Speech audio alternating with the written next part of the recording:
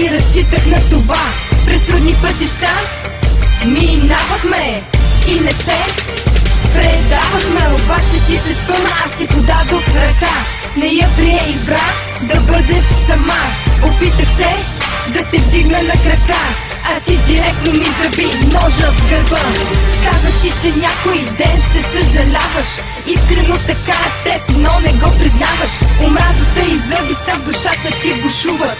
Истина е скъпа, хората ти не сънуват. Приятелка ми беше от дете, приятелка с предателско сърце. Момиче с маска на лицето, момиче с камък в сърцето. Приятелка ми беше от дете, приятелка с предателско сърце. Момиче с маска на лицето, момиче с камък в сърцето.